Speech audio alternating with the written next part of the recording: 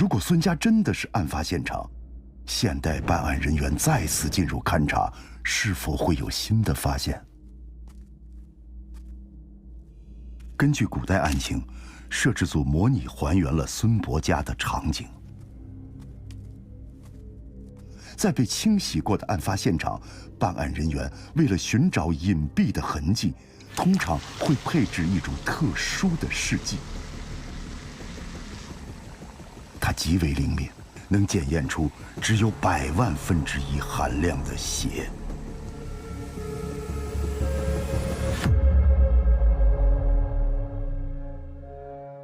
即便将1滴血溶解到1大杯水中，这种试剂依然能与血液中的微量铁元素立即发生氧化反应，产生荧光。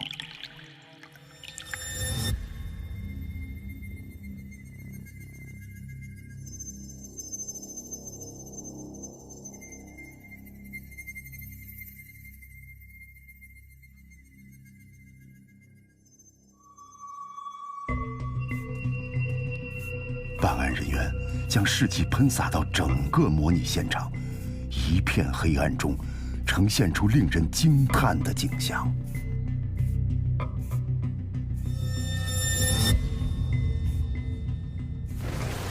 蓝色荧光重现了案发时的血迹分布情况，可作为确认第一案发现场、还原作案经过的有力证据。不过，要完善证据链，指认凶手，还需更直接的铁证，比如找到作案工具。根据死者致命伤为颅骨上一处粥状粉碎性骨折，现代法医推断致伤工具应为类圆形棍棒。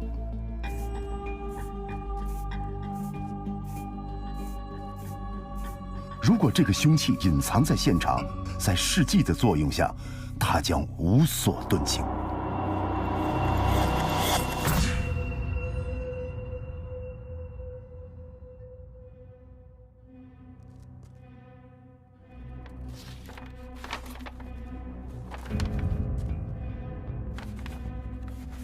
为了进一步展示现代检验技术，摄制组在这个棍棒上留下一处特殊的生物物证。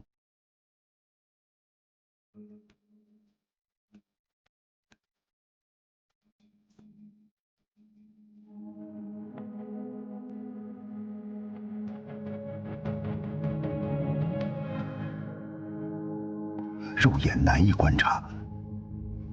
但是经过技术人员的处理，隐藏的痕迹将会浮现。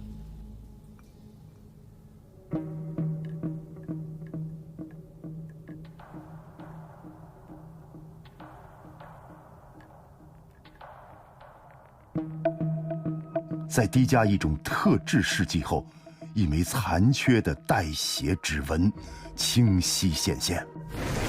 如果运用这一方法，在疑似作案工具上找到犯罪嫌疑人的带血指纹，那么指认他犯罪事实的证据链